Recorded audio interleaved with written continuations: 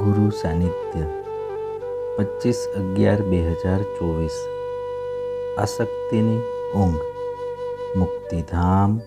પાણીના રેલામાં ડૂબી રહેલી કીડી તેમાંથી બહાર નીકળવા માટે કેવી છટપટે છે. પિંજરામાં પૂરાયેલો પોપટ તેમાંથી છૂટવા માટે કેવો વલખા મારે છે. સાપના મોઢામાં પકડાયેલો દેડકો તેમાંથી મુક્ત થવા માટે કેવી કેવી તાજવીજ કરે છે. બિલાડીના સકંજામાં ફસાયેલો ઉંદર પણ બચવા માટે કેવો સળવળે છે. પાણીમાંથી બહાર કાઢતા જ માછલી પાણીને પામવા માટે કેવા કેવા તરફડિયા મારે છે.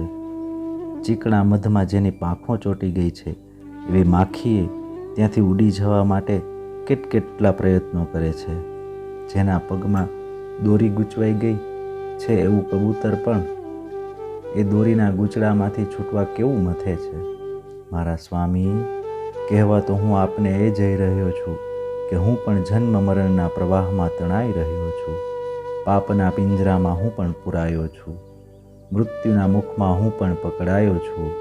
કુસંગી જનોના સકંજામાં હું પણ તો ફસાયો જ છું. સંતોના સંગરૂપી જળમાંથી હું પણ બહાર ધકેલાઈ રહ્યો છું. આસક્તિની ચિકાશમાં મારા પણ મનની પાંખો ચોંટી ગઈ છે.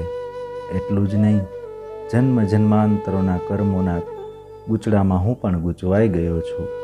છતાં કરુણતા તો મારા જીવનની એ છે કે એ સર્વમાંથી નીકળવા, છૂટવા, મુક્ત થવા કે બચવા માટે નથી તો મારા હૃદયમાં કોઈ તરવરાટ કે નથી છટપટાહટ, નથી કોઈ ખેવના કે નથી થતો કોઈ પ્રયત્ન. દેવેશ, જ્યાં પ્રયત્ન જ નથી તો મુક્તિ કેવી રીતે સંભવશે? મારા પ્રભુ, આસક્તિની ઊંઘમાં ઊંઘી રહેલા મને આપ જ ઉઠાડો, ઉઠાડીને દોડાવો અને દોડાવીને આપ સુધી પહોંચાડી દો દયામય.